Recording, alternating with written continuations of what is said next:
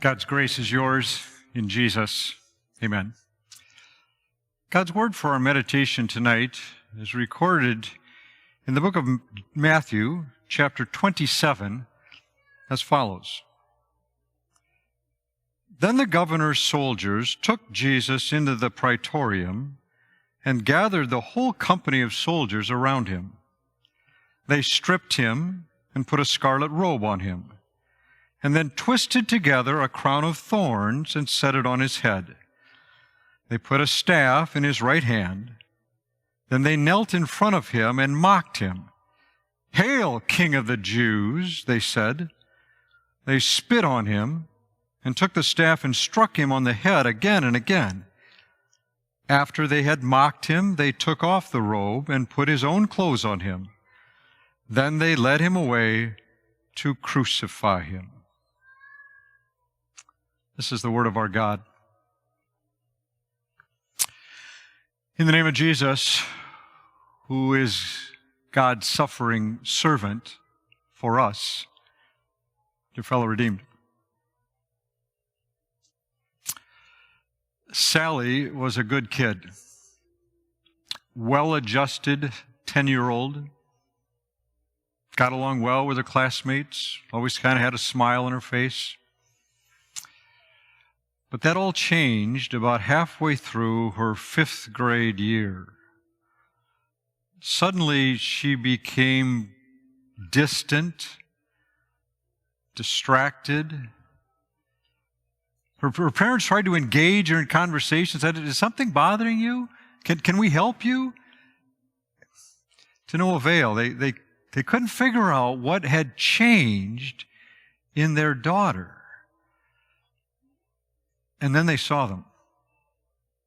The bruises on her arms. And immediately they set up a meeting with the school principal, and after a lot of prodding and a lot more tears, it came out that Sally was being bullied by some of her classmates. And she was still dealing with the emotional and physical wounds of that mistreatment. These days, bullying doesn't happen only in classrooms between children. It sometimes happens between spouses. It sometimes happens at work or on social media.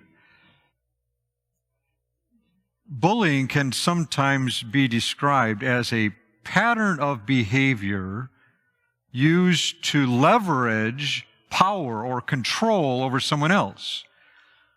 Oftentimes, bullying is divided into 3 categories. There's verbal bullying, the name-calling, or the threats of harm. There's social bullying, when people deliberately exclude others or ostracize them or encourage others to do the same. And then there's physical bullying, where hands are actually laid on a person. They're hit, or they're kicked, or they're punched or tripped, all of which can cause wounds. Although bullying has received a lot of attention of late, there you can even find a website named stopbullying.gov. The fact is, bullying is not a modern-day phenomenon alone. It's something that's been around a long time. In fact, if you think about it, Jesus was a victim of bullying as well. And really all 3 kinds, right? Verbal bullying, his enemies, largely the Jewish religious leaders, constantly were badgering him, trying to embarrass him, trying to catch him or trap him or make him look foolish. You remember the questions. Jesus, should a person pay taxes to Caesar or not?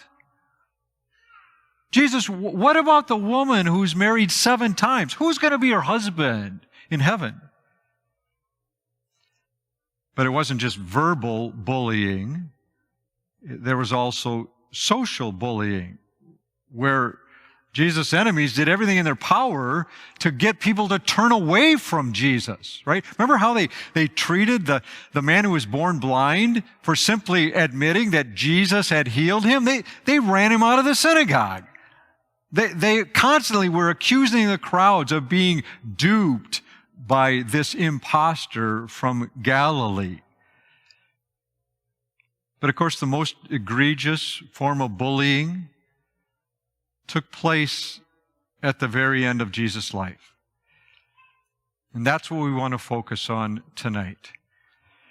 Here in Matthew 27, we have the account of Jesus being mistreated by the Roman soldiers. What's basically a case of assault and battery. We're going to see how he was mistreated at the hands of these soldiers, hands that we are going to call tonight the hands of brutality.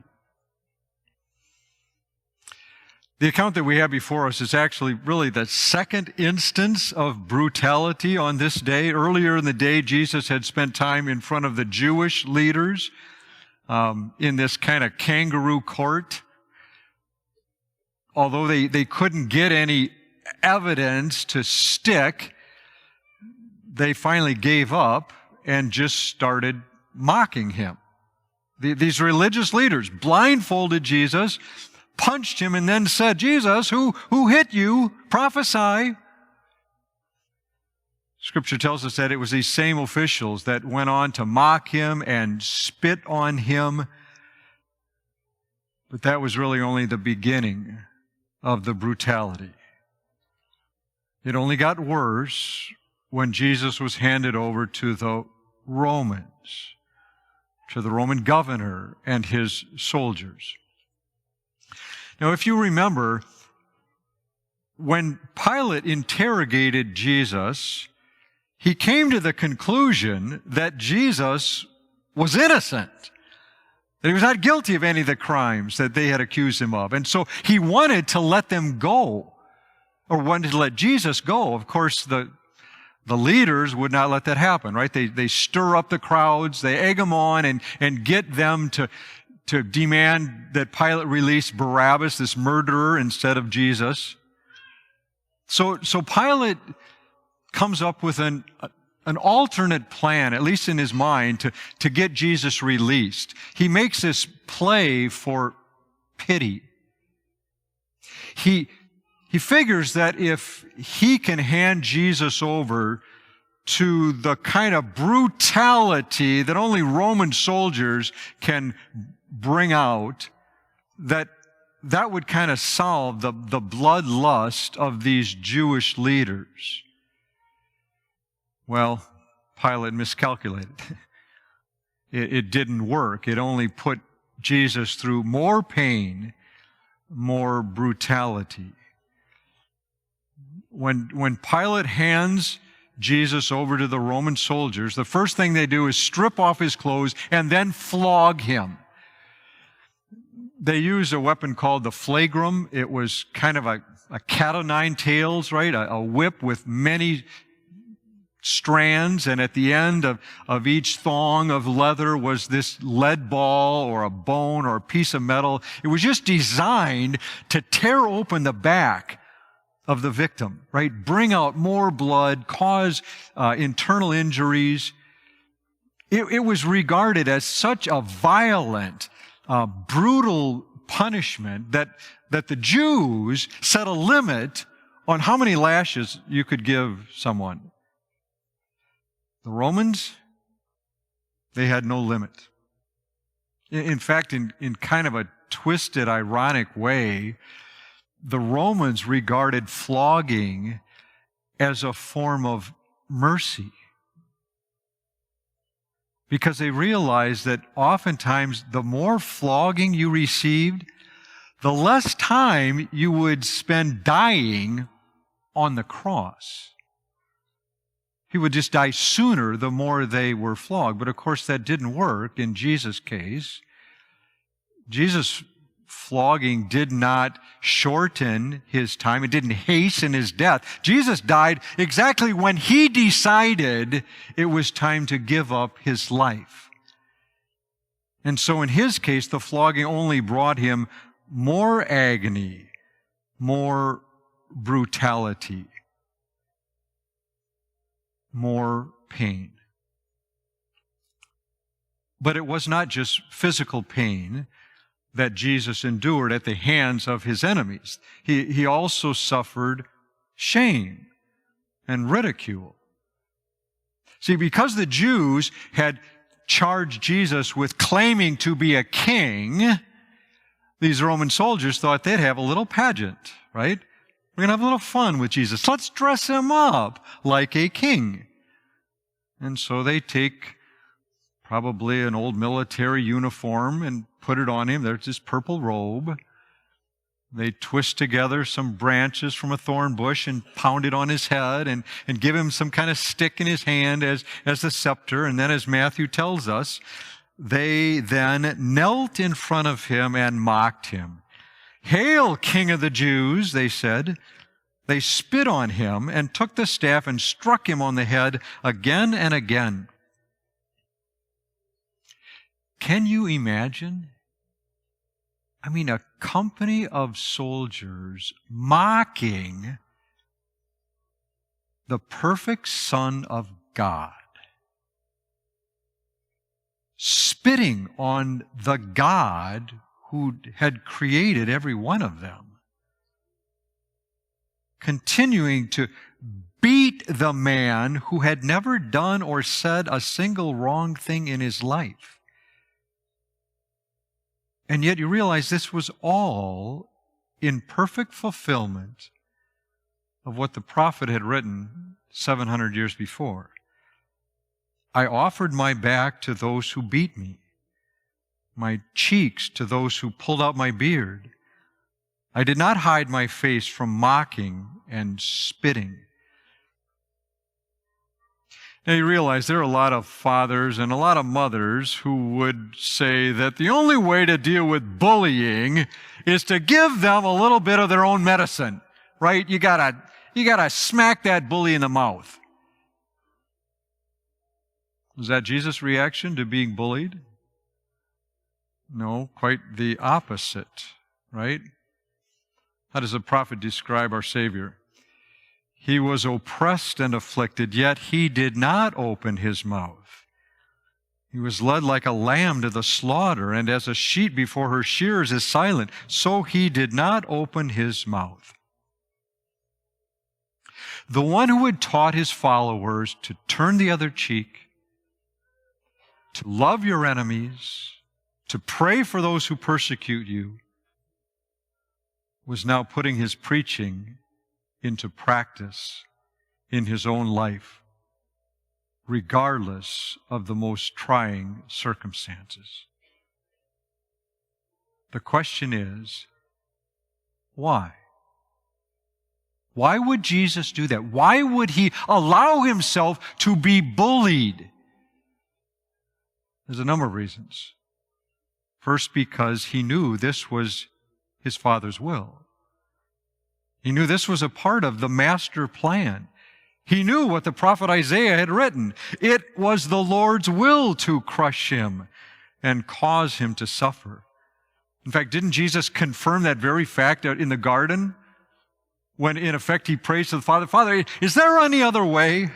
Is there any other way for your will to be accomplished than to have me drink this cup of suffering and be so brutalized?"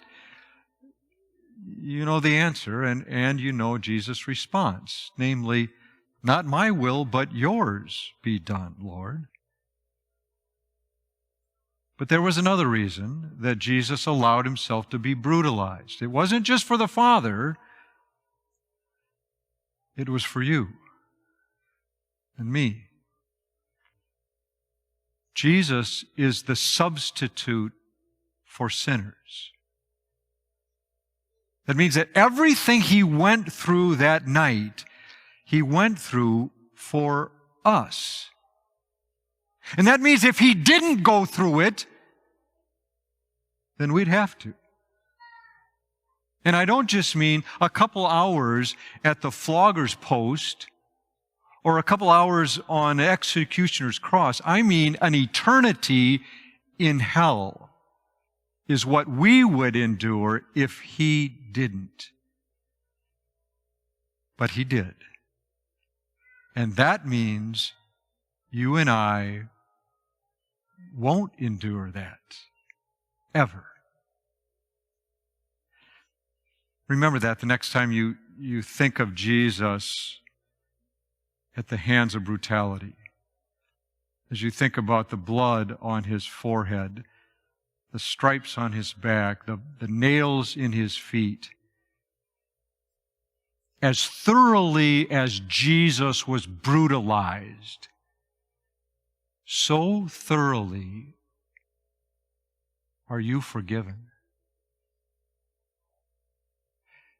The ancient church father, John Chrysostom, once wrote about the impact, his perspective on why Jesus allowed his entire body to be brutalized. He put it this way: because sin dwells and is active in all our members, therefore Christ desired to suffer for all our sins in all his members. In other words, as thoroughly as Jesus was beaten from head to toe, so thoroughly are you redeemed from head to toe. And yet there's one more reason that Jesus allowed himself to be bullied. It's so that you don't have to be. What's a bully? A bully is someone who tries to control you, who tries to get you to do what he wants you to do. A bully is someone who is constantly picking on you to make you feel weak and helpless. If that's the definition of a bully, is there a bigger bully in the world than Satan? No. Satan is constantly picking on us, trying to find that chink in the armor, trying to leverage our weaknesses to his advantage, trying to get us to think that we have no choice but to sin. And when we then do sin, when we fall into sin, then he comes right back at us and beats us up for failing to keep God's commands, running us in the ground for our moral deficiencies, basically telling us that we're all losers. See, that's what bullies do. But here's the good news. That bully has met his match in Jesus. Even though the bully struck Jesus, in the end, the bully, the serpent, got crushed. And that means he no longer has power over you. He cannot boss you around anymore. He cannot manipulate you by threatening to share all your dirty little secrets with God. Well, the fact is, God already knows all your dirty little secrets, and he's forgiven them all in Christ. That's what makes Satan powerless. When Satan tries to dangle some sin around your neck, you could say, wait a minute, that one was paid for. Jesus' blood erased it. Can't hold it against me.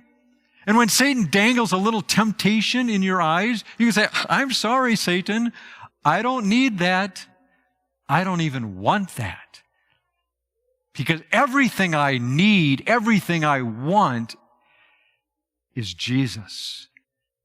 And I have him. And he has me. And that's what has set me free. If you think about it, in our world, there are a lot of people who are still being bullied.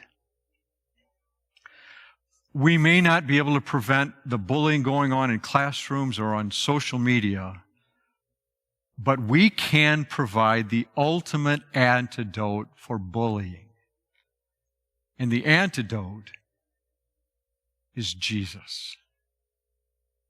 Jesus once said, "Everyone who sins is a slave to sin. But if the Son sets you free, you will be free indeed."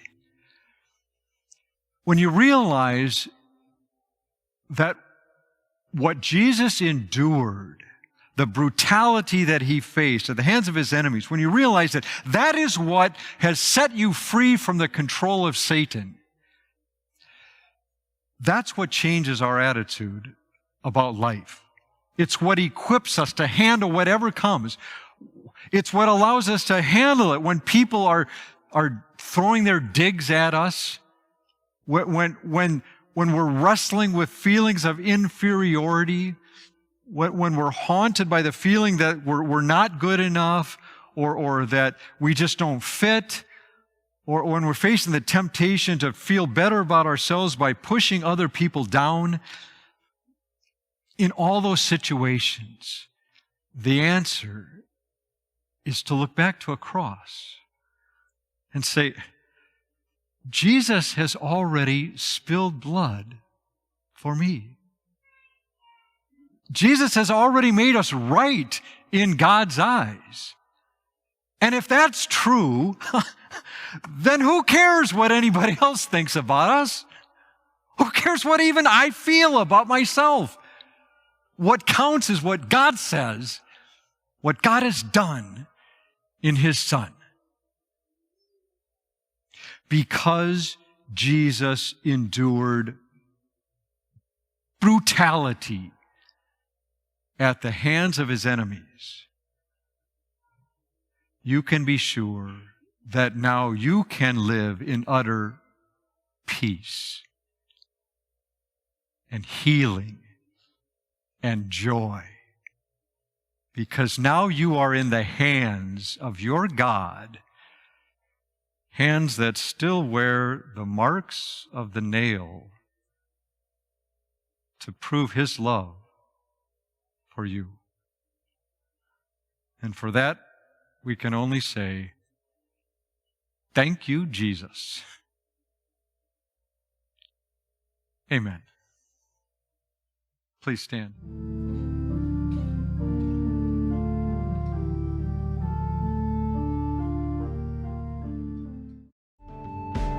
Hey, thank you so much for checking out some of the content from Mount Olive Church. If you liked what you saw today, we would love it if you would subscribe to our YouTube channel, or over on Spotify, subscribe to get sermon podcasts weekly. Also, if you checked out our sermon today, go over to mountoliveappleton.com and sign the friendship register so we know that you were blessed by our work today. God's blessings to you.